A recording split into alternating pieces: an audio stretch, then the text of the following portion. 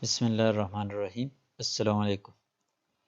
This is the third part of this main topic, type of animal systematic. In the first two, we had discussed the first two type of animal systematic. In the first part, we had discussed in detail the evolutionary systematics or evolutionary systematist, and in the second part, we had discussed the numerical systematics or numerical taxonomy or phonetics.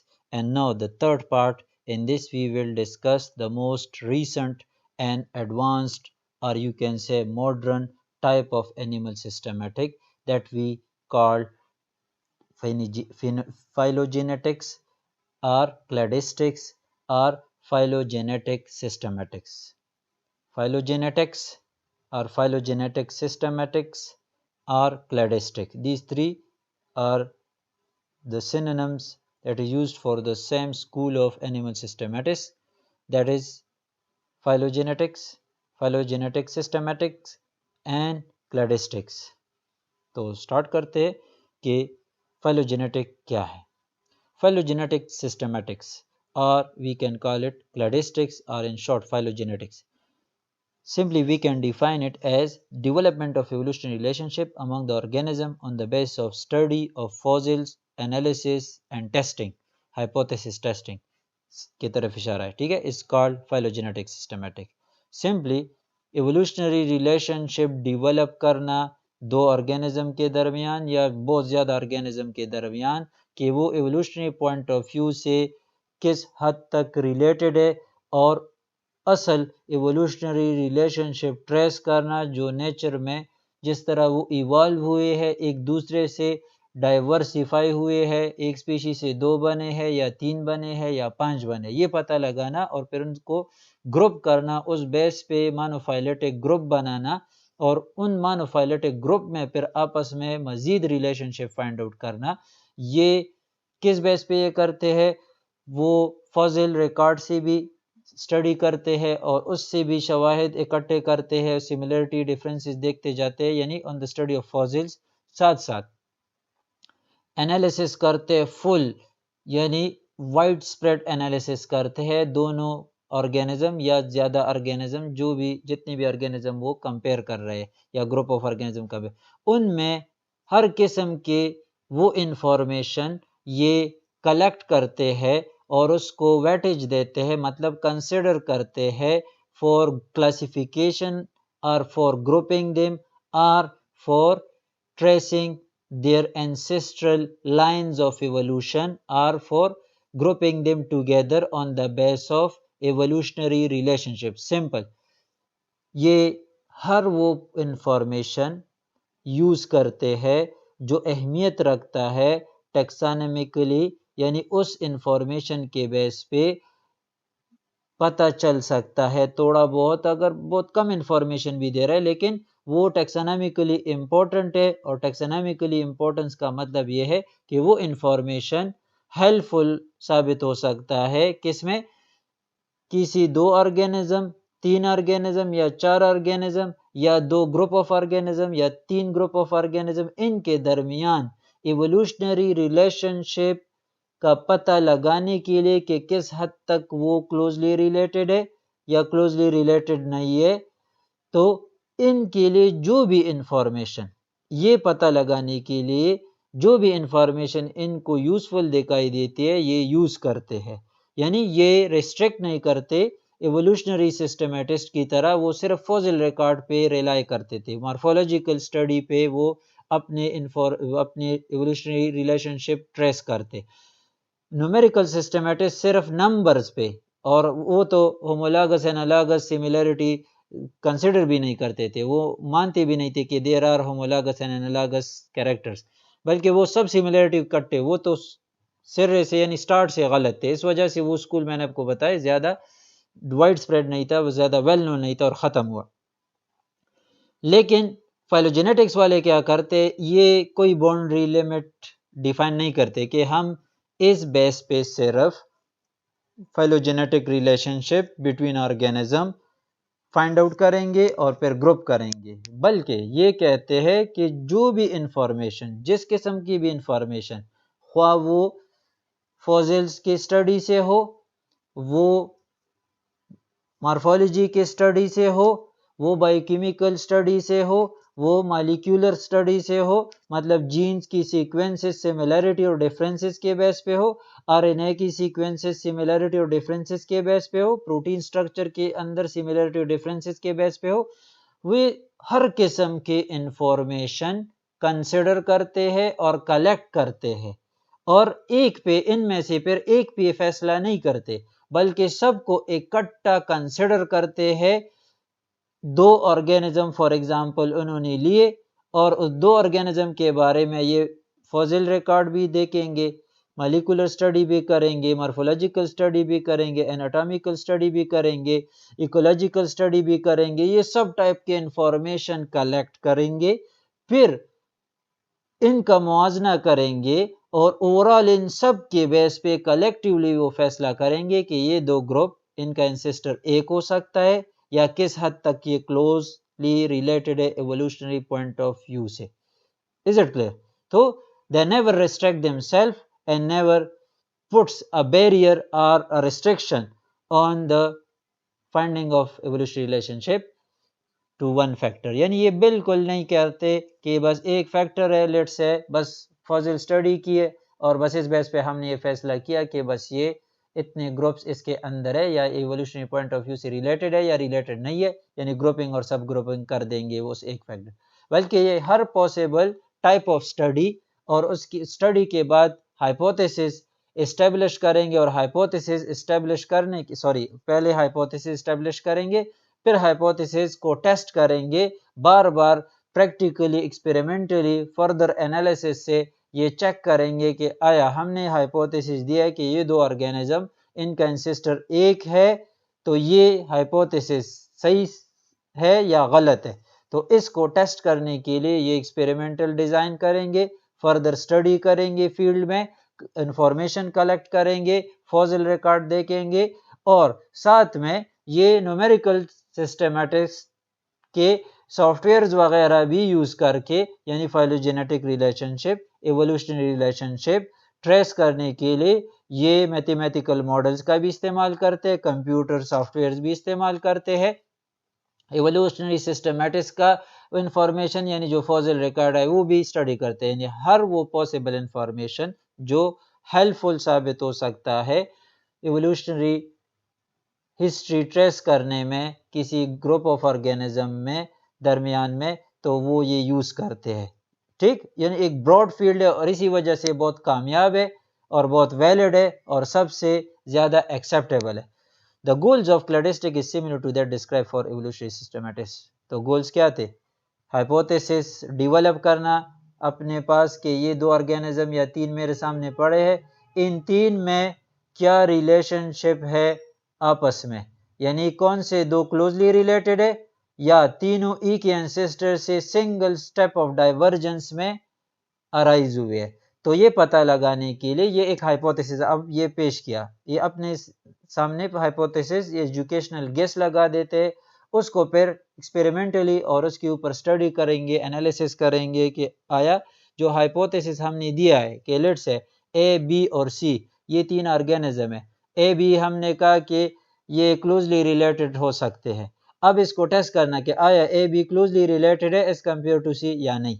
तो testing करते हैं, यानी ancestor relationship find out करने के लिए monophyletic groups के दरमियान ये general. This goal is the formation, यानी the goal of cladistic is the formation of hypothesis of ancestral या जीनियोलॉजिकल आप कह सकते हैं या ancestral relationship among monophyletic group of organism. ठीक हुआ? तो the cladist is more open to analysis and testing. Cladistic जो है ये ज्यादा ओपन है एनालिसिस के लिए और टेस्टिंग के लिए, और यही साइंटिफिक मेथड की पहचान है कि इस वजह से हम कहते हैं cladistic is more scientific than evolutionary systematics. यानी एवोल्यूशनरी सिस्टमैटिक्स बस एक फैक्टर के एक फॉसिल देखा और ऑर्गेनिज्म के उन फॉसिल्स को कंपेयर किया या बॉडी के स्ट्रक्चर को बस एक जगह पे कंपेयर किया, एक पॉइंट देखा कि ये सिमिलर है, बस उस बेस पे वो फैसला कर लेते और फिर उसमें आगे मजीद बार बार वो चैलेंज नहीं करते थे कि शायद ये क्लासिफिकेशन गलत हो या ठीक है, बार बार टेस्टिफाई नहीं करते। क्लैडिस्टिक वाले आसानी से पीछा नहीं छोड़ते, यानी एक दफ़ा खुद क्लासिफिकेशन की, क्लासिफिकेशन करने के बाद ये छोड़ते नहीं है कि बस ये ठीक हो और परफेक्ट क्लासिफिकेशन हुआ। वो बार बार टेस्ट करते हैं कि शायद इस क्लासिफिकेशन में ये एम्बिग्विटी हो, दोबारा मजीद स्टडीज़ करके, टेस्टिंग करवा के, बार बार टेस्ट करते हैं स्टडीज़ के थ्रू कि हमने जो क्लासिफिकेशन की है वो ठीक है या नहीं। ठीक है, तो इस वजह से कहते हैं but cladistic is more open to analysis and testing, यानी बार बार पुराने अपनी ही क्लासिफिकेशन को चेक रिवाइज करते जाते हैं। So that's why it is more scientific than evolutionary system. The cladists also differentiate between homologies and analogies.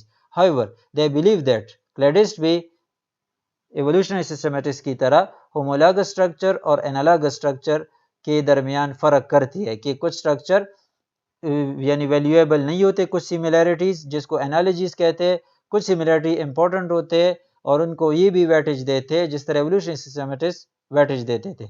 लेकिन इसमें एक बात है कि फाइलोजेनेटिक्स या क्लैडिस्टिक्स वाले क्या करते हैं, उन होमोलॉजीज को ज़्यादा इंपॉर्टेंस देते हैं जो रीसेंट हो, यानी इनका कहना है और इनका मानना है कि वो होमोलॉजीज फाइलोजेनेटिक स्टडी में ज़्यादा अहमियत और ज़्यादा यूज़फुल साबित होते हैं जो अभी रिसेंटली इवॉल्व हुए हो, अभी रिसेंटली अपेयर हुई, यानी लेटेस्ट होमोलॉजीज, वो होमोलॉगस स्ट्रक्चर जो सबसे रिसेंट हो।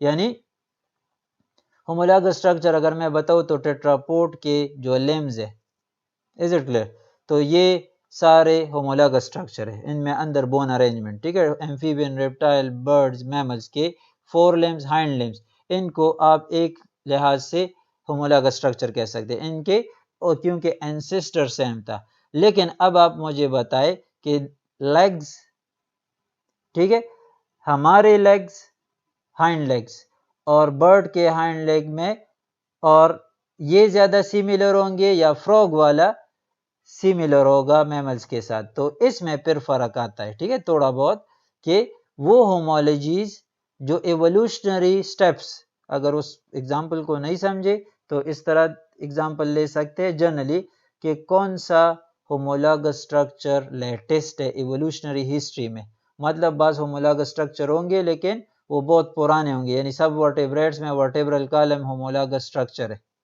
Is it clear.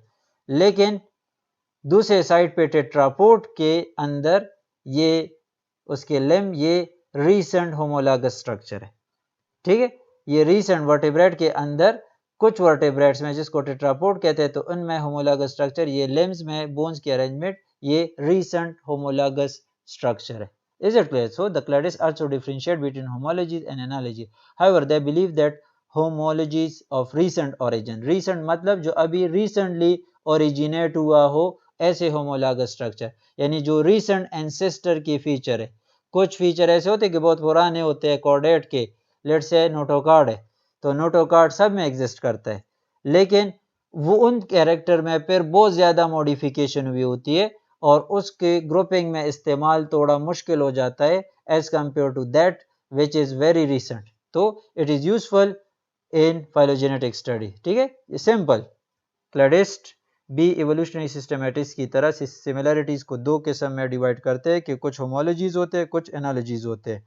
फिर उनका कहना है, इवोल्यूशनरी सिस्टमैटिक्स का ये कहना नहीं था, वो सब होमोलॉजीज को एक जैसे देखते, लेकिन इन्होंने कहा है कि फाइलोजेनेटिक स्टडी में फिर ज़्यादा अहमियत और यूज़फुलनेस रीसेंट या लेटेस्ट होमोलॉजीज की होती है, वो होमोलॉगस स्ट्रक्चर जो रिसेंटली इवॉल्व हुए हो। The cladists study two type of character, दो किस्म के कैरेक्टर्स फाइलोजेनेटिक्स वाले स्टडी करते हैं, एक है प्लीजियोमॉर्फीज एंड सिम्प्लीजियोमॉर्फीज, ठीक है, ये ई की टाइप है।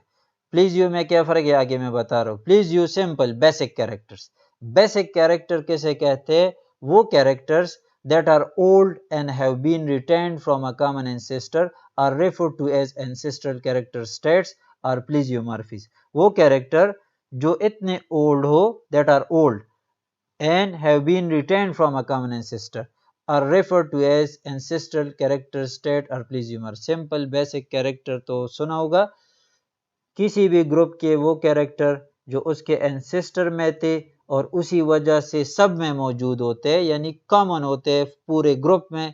ऐसे कैरेक्टर को क्या कहते हैं? प्लेजियोमॉर्फीज कहते हैं, या एंसेस्टर कैरेक्टर स्टेट्स कहते हैं, या फिर सिम्प्लेजियोमॉर्फी, जो थोड़ा सा मीनिंग इसका डिफरेंट है, लेकिन यहाँ पे आप तीनों को सेम ले सकते हैं, ठीक है। प्लेजियोमॉर्फीज बेसिक कैरेक्टर्स को कहते हैं।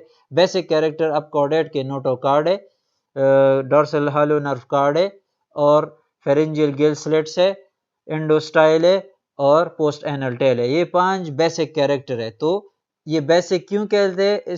क्योंकि कॉर्डेट का जो एंसेस्टर था उनमें ये कैरेक्टर थे, और ये ज्यादातर आजकल आपको किसी न किसी life stage of every vertebrate, every chordate में आपको मिलेगा, ये पांचों के 5 कैरेक्टर। इस वजह से हम इन कैरेक्टर को प्लेजियोमॉर्फीज कहते हैं या बेसिक कैरेक्टर कहते हैं, यानी कॉर्डेटा के ये बेसिक कैरेक्टर है।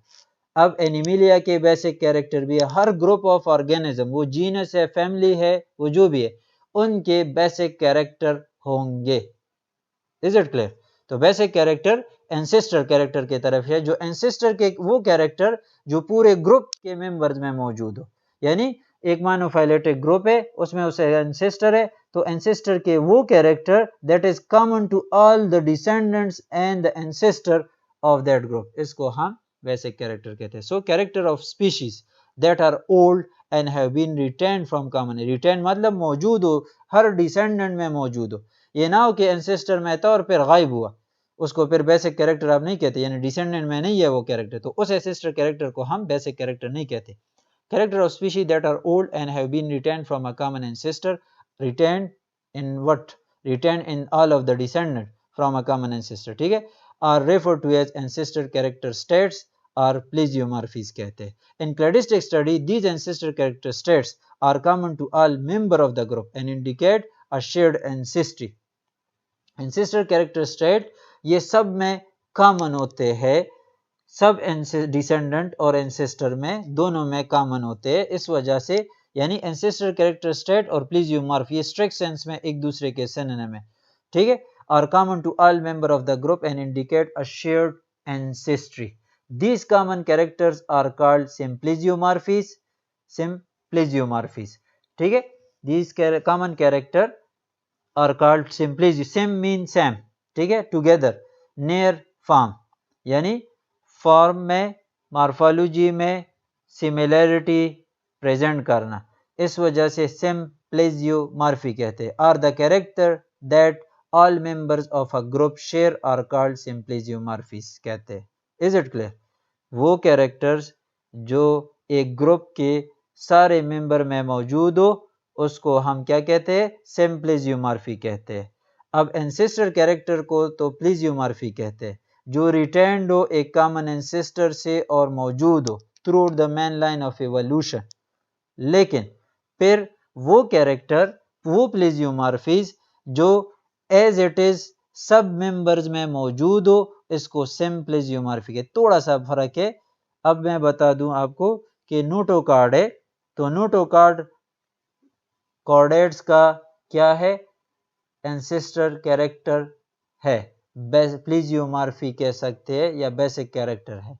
लेकिन ये जहन में रख के कि अब नोटोकार्ड हमारे वजूद में इधर है या नहीं, या नोटोकार्ड एज इट इज है जिस तरह किस में था, जिस तरह हमारे एंसेस्टर में था, या सब मैमल्स में आपको नोटोकार्ड उसी तरह मिल रहा है जो, तो इसको एंसेस्टर कैरेक्टर स्टेट्स कहते हैं, कि उसी एंसेस्टर कैरेक्टर के फिर सब डिवीजन हो जाती है, ठीक है। नहीं लेग्स ले, टेट्रापोड में लेग्स लिया ना, लेग्स सब में एक जैसा है, एक जैसा नहीं है ना, थोड़े बहुत मॉडिफिकेशन वक्त के साथ साथ आए हैं लेग्स में, यानी एंसेस्टर टेट्रापोड का जो एंसेस्टर था उसके जो लेग्स थे और अभी मौजूदा डिसेंडेंट के लेग्स देखे, तो वक्त के साथ बहुत चेंजेस आए हैं। तो एक एंसेस्ट्रल कैरेक्टर किस स्टेट में, किस स्टेज में मौजूद है, मतलब मैमल के देखे लेग्स और फोर लिम्स, और बर्ड्स के फोर लिम्स देके और लेग्स देके, तो हर एक में थोड़ी बहुत चेंज आई है with the passage of time. Simple कि कैरेक्टर को तो हम प्लीजियोमॉर्फी कहते हैं कि वो कैरेक्टर जो एंसेस्ट्रल कैरेक्टर हो, सिंपल, इसको प्लीजियोमॉर्फी कहते हैं। लेकिन फिर प्लीजियोमॉर्फीज एंसेस्ट्रल कैरेक्टर स्टेट्स के लिए स्ट्रिक्टली यूज होते हैं। एंसेस्ट्रल कैरेक्टर के वक्त के साथ साथ इस ग्रुप में उसके अंदर भी चेंज आता है ना, यानी स्टार्ट में देखे तो नोटोकॉर्ड से एम्फिऑक्सिस में through out the life stage मौजूद होता है, लेकिन बाद में वर्टेब्रेट में आ जाए तो notochord through out the life नहीं मौजूद होता। Is it clear? तो इसी तरह हमारे लेम्स देखे तो लेम्स एक जैसे है वक्त के साथ, यानी स्टार्ट में फर्स्ट टेट्रापोड जब ये फर्स्ट अपीयर हुए तो ये टेट्रापोड का अब ये एक एंसेस्ट्रल कैरेक्टर है, ठीक, टेट्रापोडा ग्रुप के लिए। जो टेट्रापोड फर्स्ट टेट्रापोड था जिसके 4 लिम्स और हाइंड लिम्स थे, तो उसमें उस कैरेक्टर को देखो और बाकी डिसेंडेंट में देखो, तो वक्त के साथ साथ यानी इतना ही जो इवोल्यूशन हुआ है उस एंसेस्टर से बाकी टेट्रापोड सब इवॉल्व हुए, तो वक्त के साथ साथ स्टेप्स में इस एंसेस्ट्रल कैरेक्टर जो यहाँ पे हमने लिम्स का एग्जांपल लिया, इसमें वक्त के साथ साथ चेंजेस आए होंगे। इस हर एब्रप्ट चेंज को क्या कहते हैं? एंसेस्ट्रल कैरेक्टर स्टेट कहते हैं। Is it clear?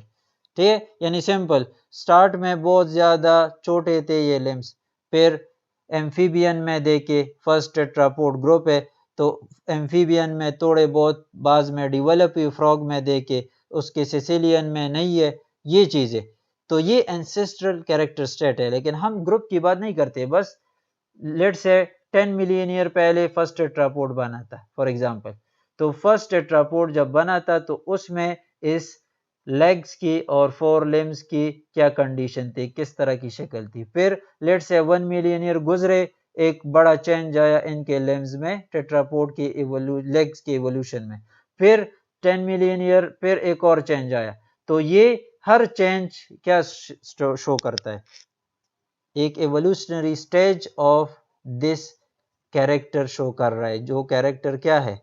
Ancestral character है यहाँ पे, लिम्स जो है, तो इसको एंसेस्ट्रल कैरेक्टर स्टेट कहते हैं। ठीक है, फिर वो एंसेस्ट्रल कैरेक्टर स्टेट्स जो सब मेंबर्स में सेम हो उसको फिर क्या कहते हैं? सिंप्लिजियोमॉर्फी कहते हैं। ठीक है, सिंपल बेसिक कैरेक्टर, अगर आप इसको नहीं समझ पा रहे तो छोड़े, फिर सिर्फ सिंप्लिजियोमॉर्फी या प्लेजियोमॉर्फी, इन तीनों को सिनोनिम कंसीडर करें। So character of species that are old and have been retained from a common ancestor are referred to as ancestor character states और plesiomorphy. Plesio mean near, morph mean form. ठीक है, form में similarity.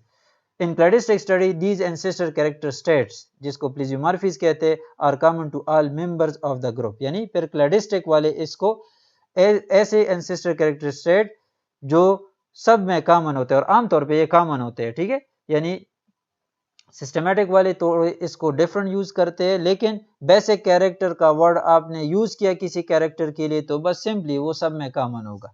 Is it clear? लेकिन उसके अंदर फिर ancestor character states होते हैं। These common character are called symplesiomorphies. For example sym together, plesio near, morph, यानी एक जैसे मॉर्फोलॉजिकल स्ट्रक्चर, और the character that all member of a group share are called symplesiomorphy. उसको हम दीज कैरेक्टर आर होमोलॉजीज, तो homologies होंगे क्योंकि उसके एंसेस्टर में होते हैं, इस वजह से सब में मौजूद होते हैं सिमिलैरिटी, इस वजह से homology. They indicate a shared ancestry, और ये एक एंसेस्टर से ओरिजिनेट होना शो करते हैं। क्लियर हुआ? Because they are common to all members of a group they can not be used to describe relationship. Because they are common to all members of a group they cannot be used to describe relationship within the group। क्योंकि ये तो सब में common हुए ना, हमने यहाँ पे क्या पढ़ा? the characters that all members of a group share are called simpliciomorphies। अगर सब में एक कैरेक्टर सेम है तो उस बेस पे आप ग्रुपिंग कर सकते हैं? बिल्कुल नहीं कर सकते। क्लियर हुआ?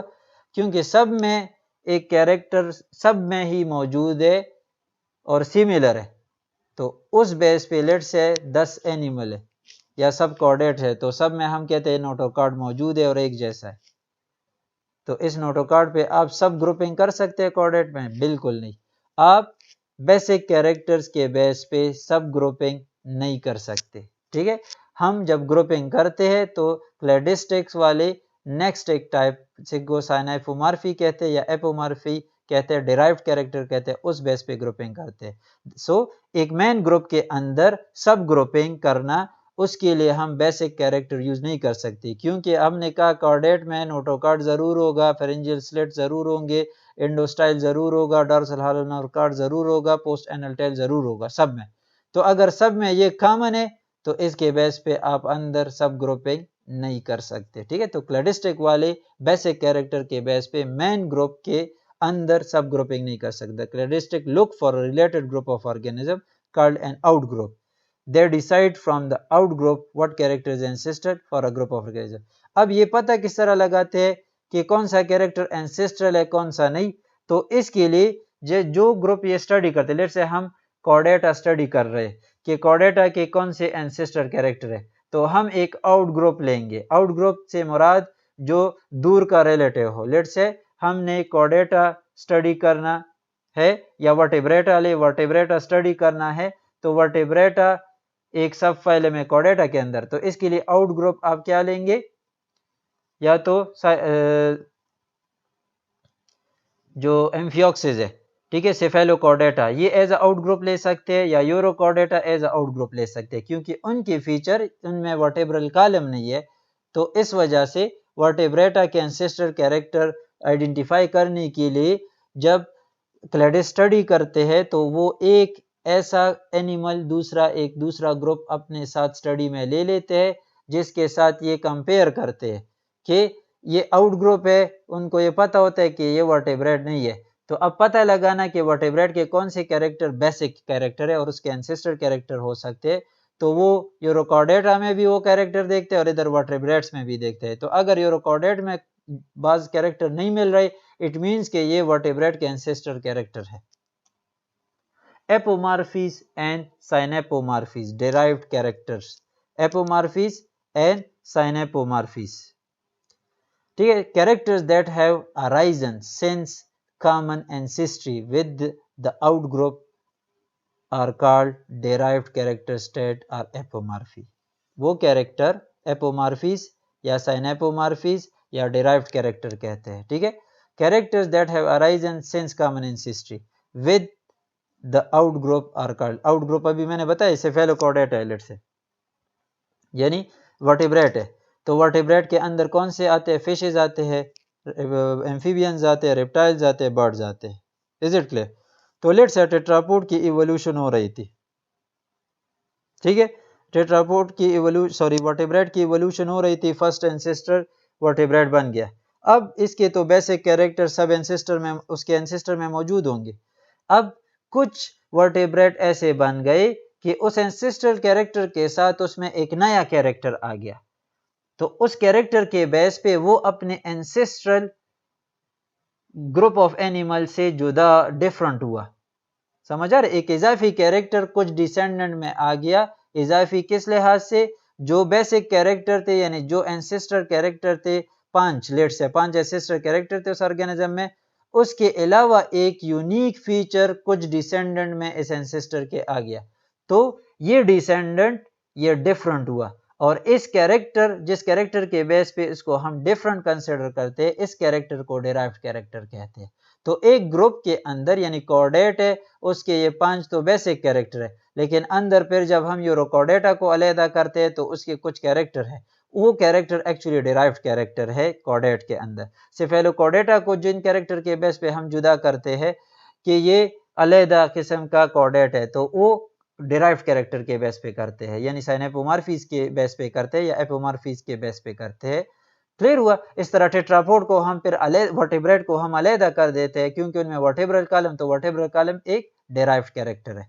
क्लियर हुआ? तो एक कॉर्डेटा के अंदर ये पांच बेसिक कैरेक्टर है, लेकिन अंदर मजीद जिन कैरेक्टर के बेस पे हम यानी जिनके बेस पे हम अलहदा अलहदा ग्रुप के यूरोकॉर्डेटा हम इनको कहेंगे जिनमें ये कैरेक्टर होंगे, मतलब ये कैरेक्टर, तो इसमें फिर हम ये बात नहीं करते कि नोटोकॉर्ड ये होगा ये होगा ये होगा, वो तो ऑलरेडी हमें पता है कि सब कॉर्डेट में ये पांच कैरेक्टर होंगे बेसिक। लेकिन इसके अलावा इजाफी कुछ यूनिक फीचर एक एक ग्रुप में जो होते हैं वो वक्त के साथ साथ एवोल्यूशन में इवॉल्व हुए होते हैं, ऐसे कैरेक्टर को डिराइव्ड कैरेक्टर कहते हैं, ठीक है। तो character that have arisen since common ancestry with the out group are called derived character states are apomorphies, ठीक है, जिसको हम ग्रीक एपो मीन अवे, यानी it differentiate one descendant from its ancestor through a character. तो main line of evolution से फिर ये differentiate होते जाते हैं। जितने ज़्यादा डिफरेंट डिराइव्ड कैरेक्टर उतना ज़्यादा वो सब डिवाइड होगा ग्रुप्स में। So derived character shared by members of a group are called synapomorph. वो डिराइव्ड कैरेक्टर जो एक ग्रुप के अंदर यानी लेट्स से सेफेलोकॉर्डेटा सब फाइलम है, तो सेफेलोकॉर्डेटा के अंदर कुछ डेराइव्ड कैरेक्टर कॉमन होंगे सब में। एम्फियाक्सिस और उसके दूसरे पार्टनर्स है सेफेलोकॉर्डेटा के अंदर, यानी जो दूसरी स्पीशीज है वो सब कुछ ना कुछ 2-3 डेराइव्ड कैरेक्टर सिमिलर रखते होंगे। तो कॉर्डेटा के अंदर ये डेराइव्ड कैरेक्टर है। So derived character shared by the members of a group are called synapomorphy. ठीक है, उसको हम साइनेपोमॉर्फी कहते हैं। वो derived character that is shared by the members of a group are called synapomorphies। उस ग्रुप के लिए या पूरे बड़े ग्रुप के लिए हम उसको साइनेपोमॉर्फी कहते हैं। derived character states vary within the group। ये ग्रुप टू ग्रुप वेरी करते हैं। ठीक, therefore they are useful in describing relationship within the group। derived character state जिस तरह ancestor character state समझा दिया, इस तरह यहाँ पे भी मैं ये derived character state vary within the group, ये ग्रुप के अंदर वेरी करता है। Therefore they are useful in describing relationship.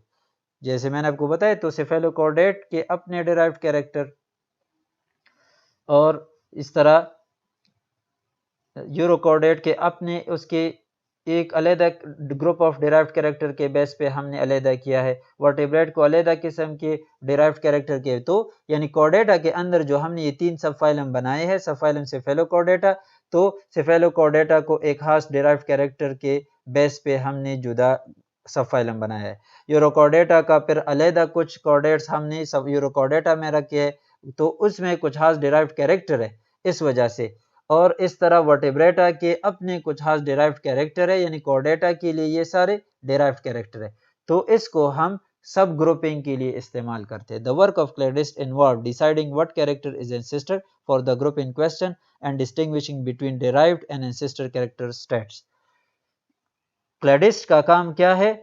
Character की पहचान करना, कौन सा कैरेक्टर एंसेस्ट्रल है for the group in question, मतलब जो भी आप स्टडी करते हैं। यहाँ पे कॉर्डेट हमने बार बार लिया एग्जाम्पल में। And distinguishing between derived and ancestor, और फिर पता लगाना कौन सा कैरेक्टर डेराइव्ड है और एंसेस्ट्रल है। यानी क्लेडिस्ट का एक ड्यूटी उसकी ये है कि कौन सा कैरेक्टर एंसेस्ट्रल है किसी ग्रुप के लिए, और फिर डेराइव्ड और एंसेस्टर कैरेक्टर में डिफरेंशिएशन करना उस ग्रुप के अंदर। ठीक है, एक ग्रुप के लिए कौन से कैरेक्टर एंसेस्ट्रल है और कौन से कैरेक्टर डेराइव्ड है। In deciding what character is ancestral for a group of organism, cladist look for a related group of organism called an outgroup that is not included in the study group. वो मैंने पहले भी बताया कि ये decide करना कि कौन सा कैरेक्टर एंसेस्ट्रल है एक ऑर्गेनिज्म ग्रुप के लिए, यानी कॉर्डेट के लिए कौन सा के नोटोकॉर्ड इसके लिए क्या है, एंसेस्ट्रल है या नहीं। एंसेस्टर मीन कि ये इसके एंसेस्टर में सिर्फ मौजूद था, इसके अलावा एनिमल्स में मौजूद नहीं था। तो इसके लिए क्या कर देते हैं, एक अनरिलेटेड एनिमल उठा लेते हैं, ग्रुप ऑफ एनिमल। यानी लेट्स से कॉर्डेटा आप देखेंगे तो हेमिकॉर्डेटा में कंपेरिजन, या वर्टेब्रेटा ले तो वर्टेब्रेटा के लिए बेसिक कैरेक्टर चुनेंगे, पता लगाएंगे, तो वर्टेब्रेटा के लिए आप सेफेलोकॉर्डेट और यूरोकॉर्डेट को एज आउट ग्रुप ये कंपैरिजन के लिए अपने साथ ले लेते हैं कि यूरोकॉर्डेटा में ये कैरेक्टर नहीं है और ये इधर वर्टेब्रेटा में है।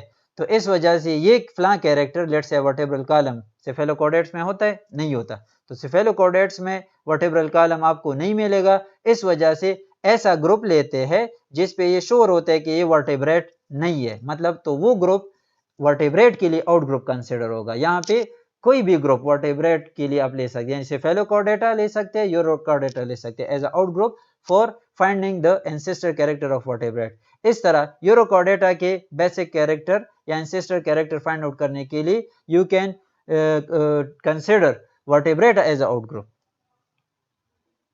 तो आउट ग्रुप से मुराद यही है कि जो अनरिलेटेड हो, जो उसके एंसेस्टर का डिसेंडेंट ना हो, तो वो उसमें डेफिनेटली वो कैरेक्टर नहीं होंगे जो इस दूसरे ग्रुप के लिए एंसेस्टर कैरेक्टर होगा।